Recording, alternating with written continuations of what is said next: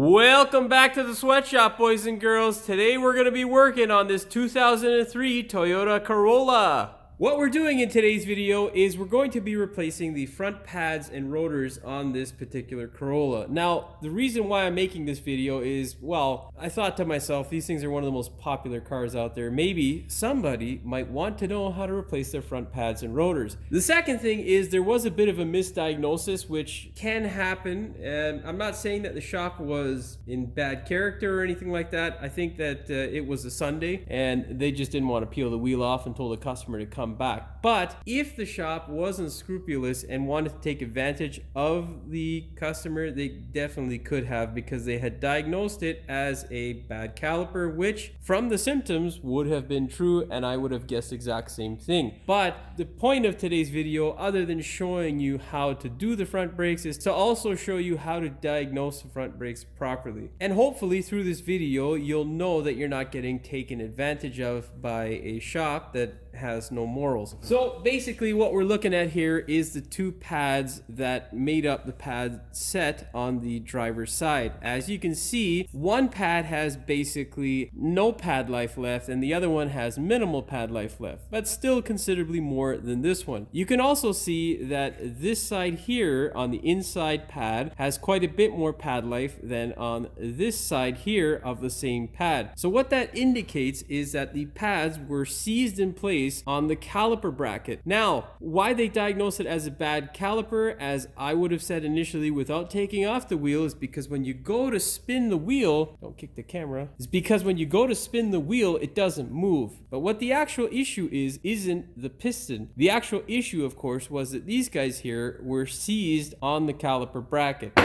So hopefully if you're taken back into a shop and they're telling you you need a caliper and all this sort of stuff, you at least know what they're talking about and you know that they're not trying to take you for a ride. Of course, before I go any further with today's video, do me a big favor, hit that subscribe button and the notification bell so you never miss one of my new videos. Okay, let's dive in a bit deeper. What we are looking at here is the driver's side front caliper. Now, there are two things to note here. Obviously, you can see that I push the piston all the way into the bore of the caliper, so we know it's good. Because if it was seized, I obviously wouldn't be able to push it in. Now, the second thing we need to check for is the operation of the caliper to see if there's any binding at all. So what we're going to do is have the caliper depressed by my assistant. She's basically going to push her pedal down, and what's going to happen is you'll see the piston come out. But the key thing to look for here is to make sure that your caliper actually goes back in just a bit. That is normal operation for a caliper. Pump it.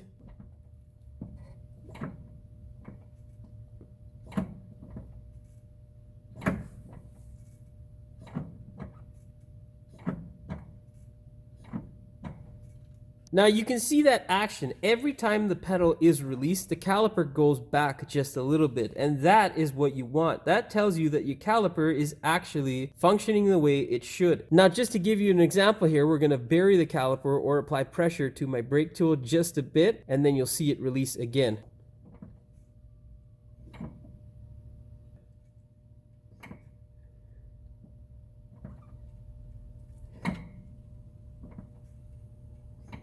So you can see there that basically as we apply pressure, you can imagine this being the pad squeezing the rotor. It then releases pressure as the pedal takes away pressure from the system, which is normal operation for the caliper. Now, obviously we have an issue with the caliper bracket. Those are easily fixable, and I don't recommend replacing a caliper unless the piston itself is problematic. It, to me, is just throwing money away. Unless there is a drastic physical change on your caliper bracket because of rust, there's no point to replacing the caliper. So in this situation, we're good to go, and we're going to be able to save the customer a good chunk of money. Now here we're looking at the driver's side caliper bracket. The only other reason that I would say to go ahead and replace your caliper besides the piston not being bad would be if you absolutely cannot get the slider out of the bore here. If this guy does not come out, which generally if you don't have acetylene oxygen in your shop or or at home, you're probably not going to be able to get it out. You'll probably end up destroying it and probably need to replace it. That would be one other reason. The only other reason, which rarely ever happens, is behind this shim here is the mating surface where your pad sits, which you can't see very well. So I'm going to now change the camera view so you can see that, because you know,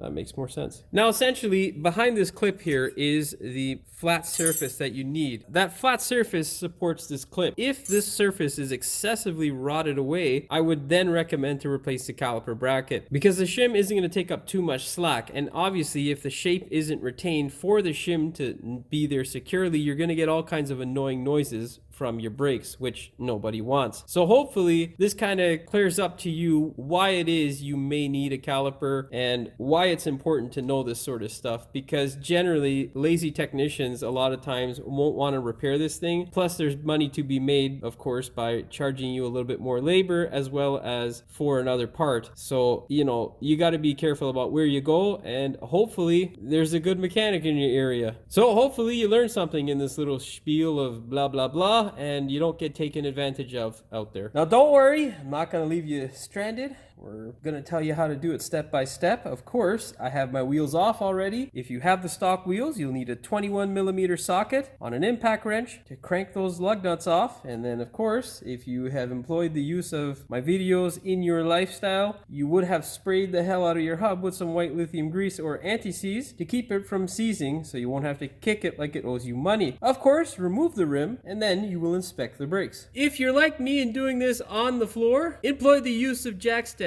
because the pancake effect is not very fashionable if you make it back from your car landing on top of you. Secondly, what you'd like to do is turn your key to the accessory position, and if you can, turn it back just a bit so that your steering lock isn't engaged, so that you can do this.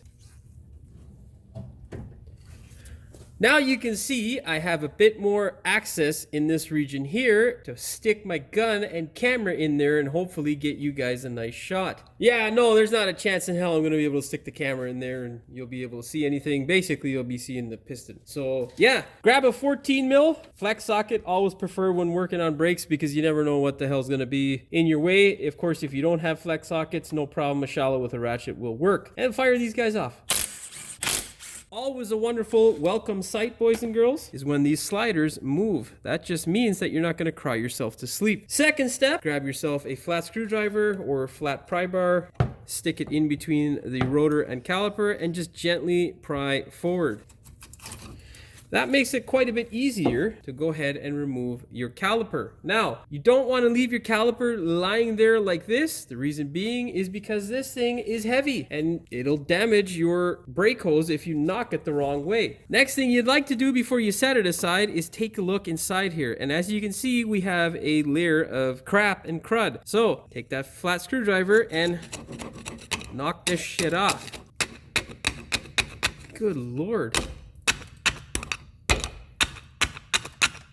Well, if it's as hard as mine is, you're going to have to get a chisel and a hammer. So I'm going to do that shit off camera, but you get the gist. Now you can see on this side that we have a much better wear pattern for our brake pads. They are starting to seize into place. That rear one is quite a bit stiffer than the front one. More so on the top here, which is starting to wear more than the bottom portion of the pad. And this happens because of two things: rust and a lack of attention from the previous mechanic. And I'll show you my process and what I do to make sure that this doesn't happen relatively quickly in the life of your brake pads, because you can see we still have, I'd say, about 50% pad life left. Unfortunately, they're still going in the garbage. Anyhow, take your flat screwdriver and just line it up against the pad backing and tap it. It should come out relatively easy. It shouldn't be that hard if it's in good shape.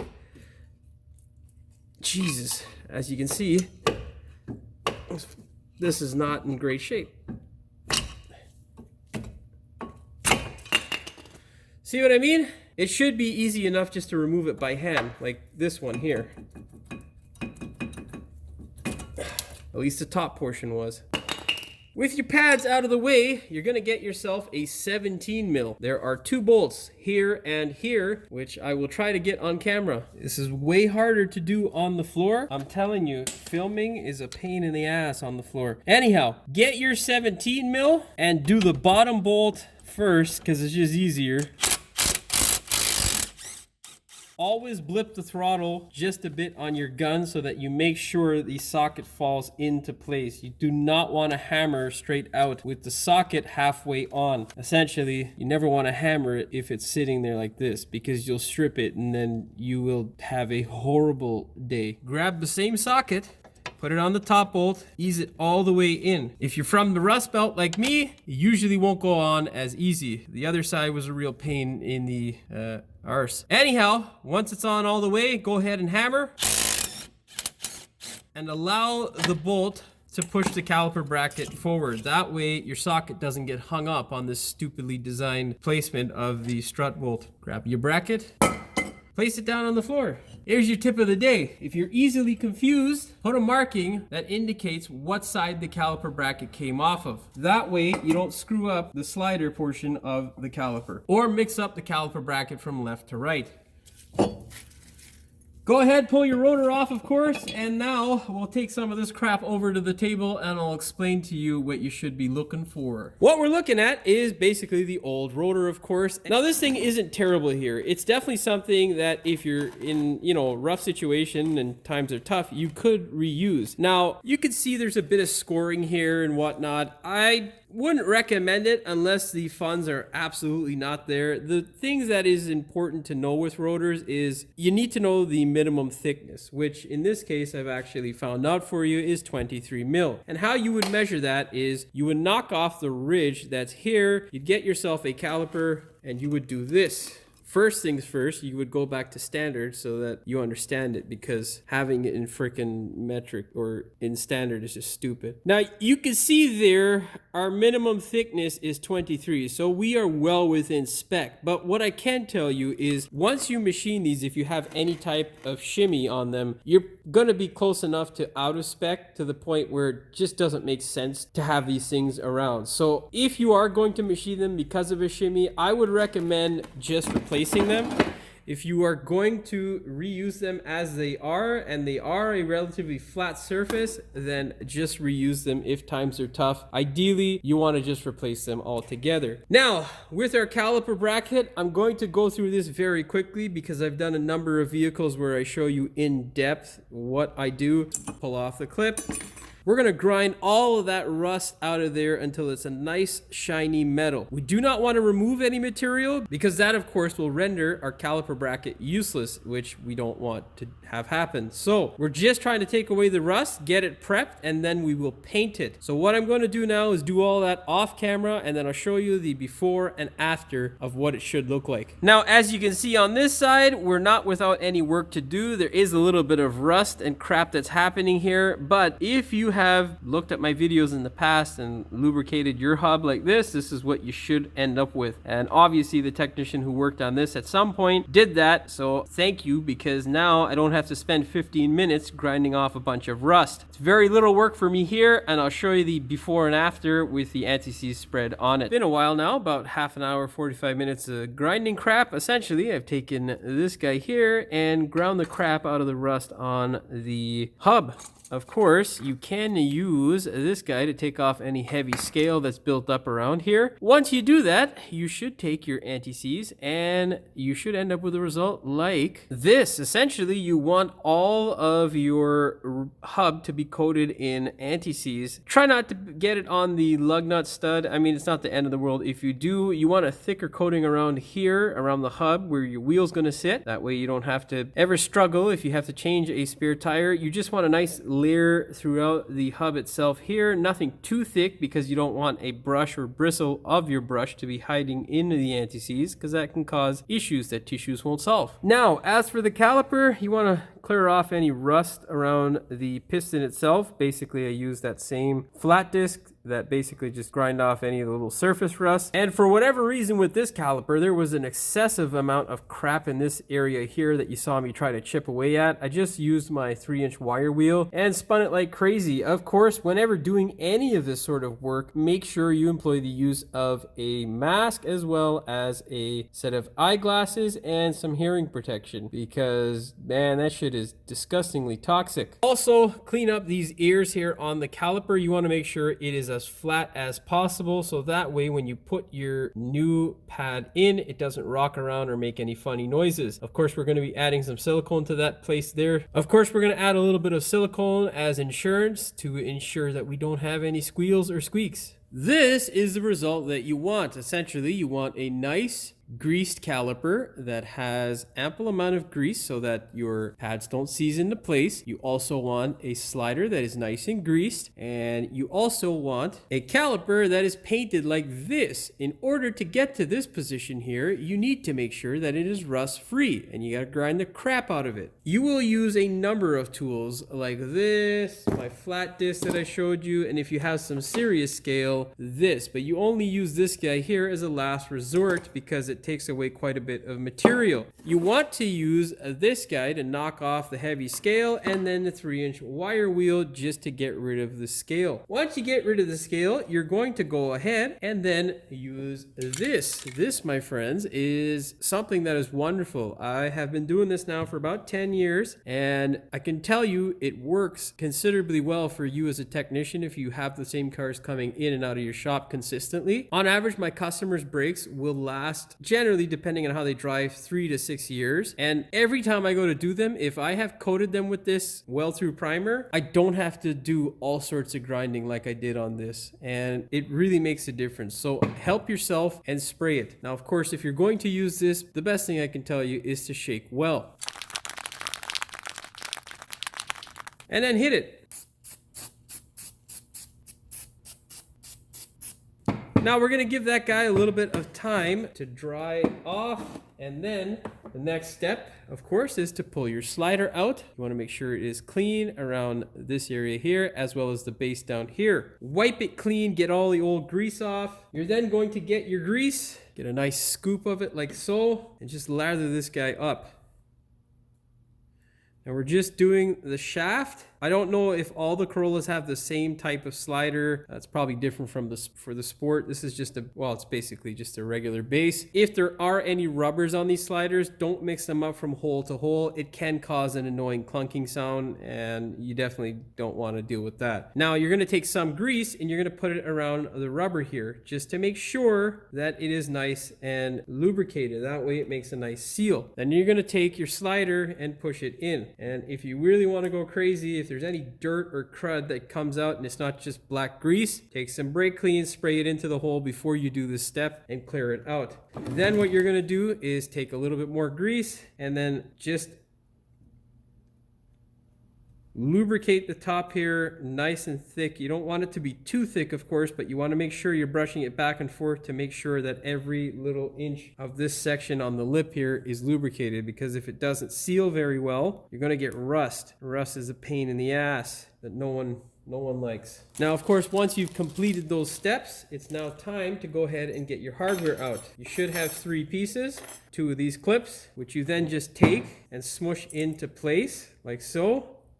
Make sure it goes on nicely. Remember, you have those little alignment tabs there. Do not damage those tabs. Make sure you put them in right, because if you don't, you'll have all kinds of noises you really don't want. Then take a nice dose of grease and just lather it up inside here. Be sure not to get any buildup in this section here, because if it gets on your rotor, well, it can hinder the way your brand new brakes are going to perform. Now what we're going to do is get our pads, install this wear indicator here, and then I'll show you how to install everything else on the car, because I still have to give this guy here a little bit of time to dry so I can put this clip on without peeling off our primer. What you're going to do is determine where your old wear indicator was in relation to your caliper. So our calipers sit on the front here like this. So our pad is going to sit like this, which means in this section here is where we're going to put our wear indicator. If we put it up at the top, it's not the worst of things, but generally this is where the indicator would go, at the bottom of the pad. Why that is, I don't know.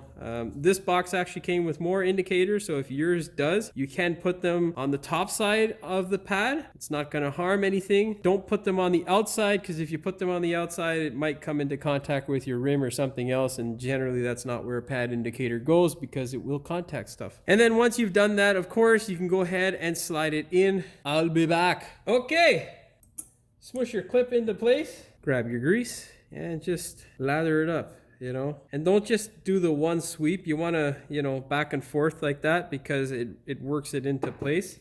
And then you're going to take this guy here, you're going to take the pad and you're going to put it in at a bit of an angle. The reason being is because you have these tabs here, and a lot of times if you try to force it in dead on, because it's a spring clip and it pushes the pad up, you might damage this. So if you can do it without damaging it, great. Put it in a little bit of an angle like this, push down towards the carrier, and then just wiggle it into place.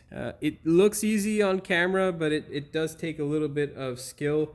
Once you do it once, you'll get it, and it won't be as hard. Same thing with the outside pad, a little bit of an angle, and then twist inward like so. And when I say inward, I mean the top portion towards the caliper, and then push at the same time, just gently, and that's it. Our caliper brackets are done, so we can now go ahead and put them on the car. What we need to do now is, of course, bring our rotors over. If you got the coated stuff like I did, there's no brake clean needed. Just shove it right on the car. Go ahead, grab your awesome rotor and stick it on the car.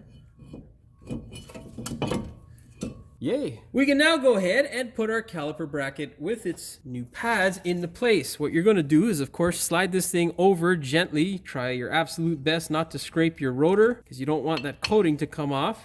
You're going to push your rotor with your left hand in towards the hub. You're going to take these anti-seized bolts that you've anti-seized, of course. You're going to slide them into place and thread them up by hand. So the bottom one is going in normally, as it should. But this top one doesn't want to cooperate, so we might have some crud or crap. So in this situation, we get a socket and see if that helps. If it's too tight, yeah, it's just crud and crap. Yeah. So, of course, run it up by hand, and now you can go ahead and grab your torque wrench. With your torque wrench in hand, go ahead and torque these bolts, the 17 mil caliper bolts, to 79 foot-pounds or 107 newton meters. Now do your top bolt, same torque spec. Okay, what we need to do now is depress our caliper.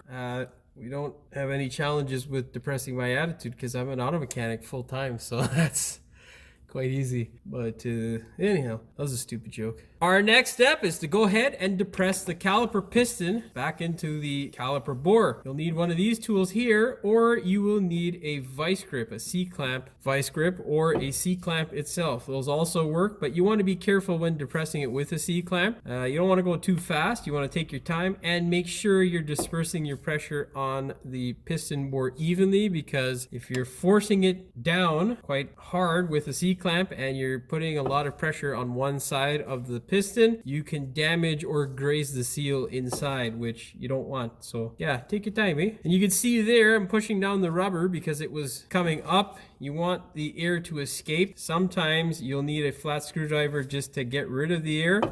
In this case, looks like we are lucky. Yeah, we're lucky. Now, of course, you're ready to go ahead and put your caliper on, but to save yourself a bit of headache potentially, what you're gonna do is we're going to take some silicone. We're gonna take a dab like this on our finger, and then we're just gonna wipe it onto the ear of the caliper like so. Now the reason why I do this is two things. When we depress the brake pedal and put pressure on the brakes, the pad is going to have a nice smooth surface and something that's kind of cushy for it to rub on and contact, because if you have the nice metal surface, you can cause an uneven surface because of the rust belt issues. Of course, you won't have to do this stuff down in the south, just up here in the north where there's plenty of salt, crap, and shit on the roads that cause rust. Now, the silicone on the piston does two things. It keeps the salt water from getting in and rotting out the piston, and it also keeps a nice smooth surface, like I was saying, for your pad to sit on. That way your shim doesn't doesn't squeal and you don't have all sorts of annoying noises coming from your brakes. I'll tell you, this application of silicone, a small bit of silicone, can really make a big difference in your sanity as a mechanic or as a owner. You can skip this step if you like, not the end of the world. In case you're wondering what I'm using, it's the right stuff, because come on, man, it's the right stuff for everything. All right, otherwise it wouldn't be called the right stuff. You can cook with it, all sorts of. Don't cook with it, I'm just joking. Grab your caliper, slide it into place gently. Push the slider in so that it doesn't contact, and of course don't be too aggressive, because if you pop those boots you'll probably end up crying yourself to sleep at night the next time you go to service this thing. Grab your anti-seize bolts, thread them in by hand.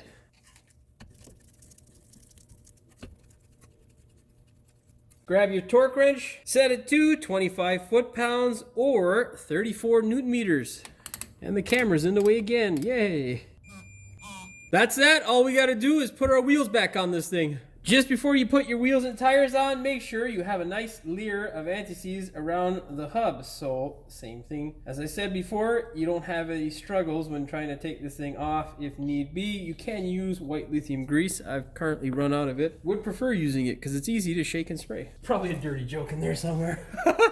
Go ahead, grab your tire, set it into place.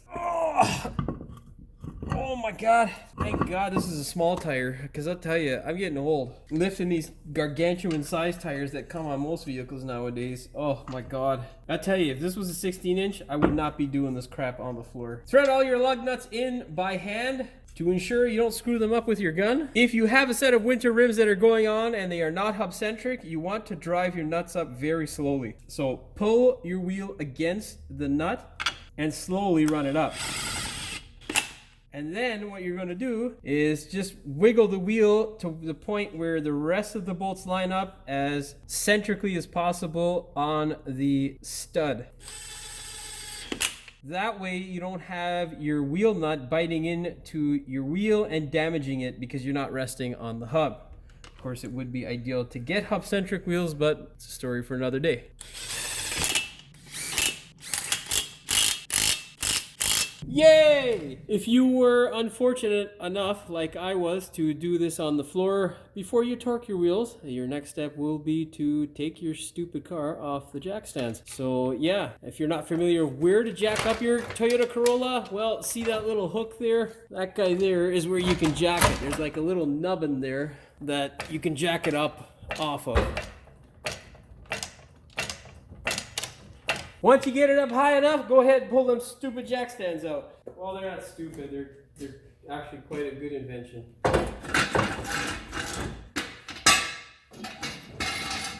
Because they keep you safe and whatnot.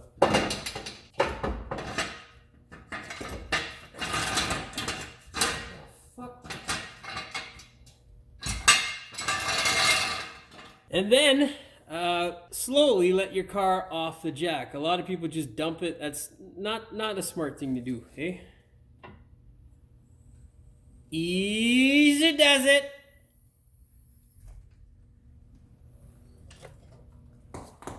And every go. Now you can go ahead and torque your wheels. Set your torque wrench to 76 foot-pounds or 103 newton meters.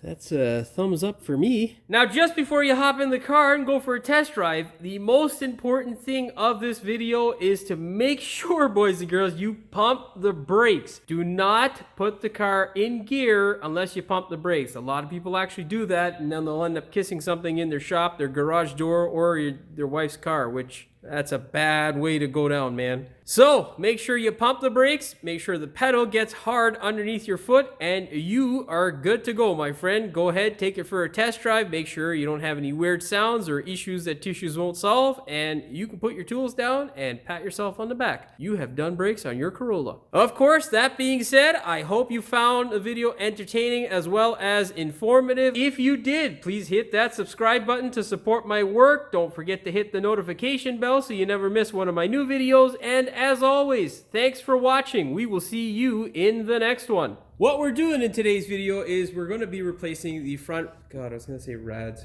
Jesus Christ. Second thing is The fuck, man? So hopefully, if you get taken back into a shop and they're telling you it's the caliper and the Corolla... No, I don't know what the fuck I just said. That make no sense. Anyhow, of course, before I get started with... Well, we've pretty much already got started, but...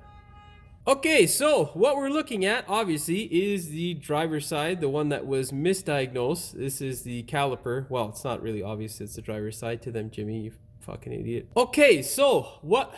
Not so many filler words. By the shop. And now I'm not calling this shop out because I don't think they actually misdiagnosed it. I think Sunday got the better of them. No, I'm not gonna say that. I already said that shit. What the fuck am I saying? Let's just start this shit over again. Stupid idiot. The brake pistons on all four corners The brake pistons on all four corners whenever... Oh, for fuck's sakes. Whenever you hit your brakes, what happens is the piston will come out and apply pressure. And then after you release your pedal...